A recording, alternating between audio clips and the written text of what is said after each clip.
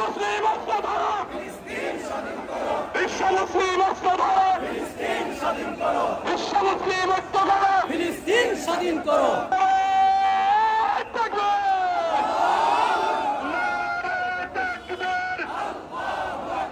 ইসলামী যুব আন্দোলন, ইসলামী যুব আন্দোলন জিন্দাবাদ জিন্দাবাদ জিন্দাবাদ জিন্দাবাদ।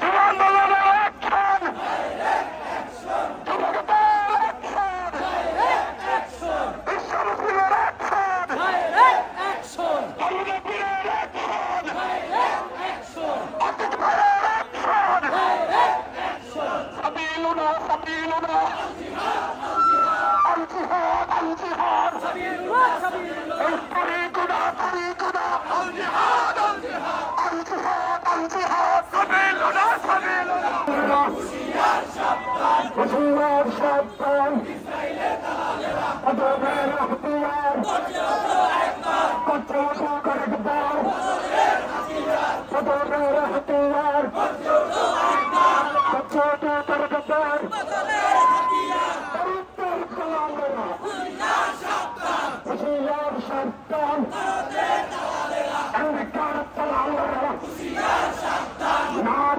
التكبير আল্লাহু আকবার। ঘোড়াকে চড়ে তিনি মেরাজে গমন করেছিলেন। শুধু তাই নয়, কিয়ামত যখন হবে হাসরের ময়দান হবে এই জেরুজালেম। সুতরাং এটি মুসলমানদের ইমানের সাথে সম্পর্কিত, মুসলমানদের ইসলামের সাথে সম্পর্কিত। এটি শুধুমাত্র ফিলিস্তিন ইসরায়েল যুদ্ধ নয়, এই বাইতুল মুকাদ্দাস মুক্ত করা প্রতিটি মুসলমানের ইমানি দায়িত্ব। সুতরাং আমরা মনে করি, যতদিন বাইতুল মুকাদ্দাস মুক্ত না হবে, বাংলাদেশ সহ সারা বিশ্বের মুসলমানরা প্রয়োজনে ইসরায়েলকে তো উৎখাত করবে, আমেরিকার মরলিপনাও ভেঙে দিবে। এরপরেও এই যুদ্ধ বন্ধ করতে হবে এবং ফিলিস্তিন মুক্ত করতে হবে, বাইতুল মুকাদ্দাস মুক্ত করতে হবে।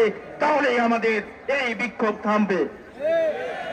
সংগ্রামী বন্ধুগণ, শুধু আমরা আজকের এই মিছিল নয়, আপনারা জানেন দল মত ব্যানার সবকিছু বাদ দিয়ে আগামীকালকে একটি বড় ধরনের শোডাউন ঢাকায় হবে। সেটি হলো মার্চ ফর গাজা। আপনারা ইতিমধ্যেই শুনেছেন, আগামীকাল সোহরাওয়ার্দী উদ্যানে চরমনায়ের পীর সাহেব আহ্বান করেছেন, বাংলাদেশের বড় বড় শাইখরা আহ্বান করেছেন, সকল রাজনৈতিক অরাজনৈতিক দল ওলামায়ে কেরাম সবাই আহ্বান করেছেন। কোনো ব্যানার থাকবে না, কোনো কিছু থাকবে না, দল মত নির্বিশেষে একাকার হয়ে আগামীকাল বিকাল 3টায় আমরা সবাই সোহরাওয়ার্দী উদ্যানে একত্রিত হবে ইনশাআল্লাহ। সবাইকে সেই আহ্বান জানিয়ে শেষ করছি এবং আমরা আগামীকাল জোহর নামাজের পরে শাইখে চরমনায়ের নেতৃত্বে এই বাইতুল মুকাররম উত্তর গেট থেকে মিছিল সহকারে ইনশাআল্লাহ সোহরাওয়ার্দী উদ্যানে হাজির হব। আল্লাহ তাআলা আমাদের সবাইকে কবুল করুন। এখন আমরা রাজপথে বিক্ষোভ প্রদর্শন করব।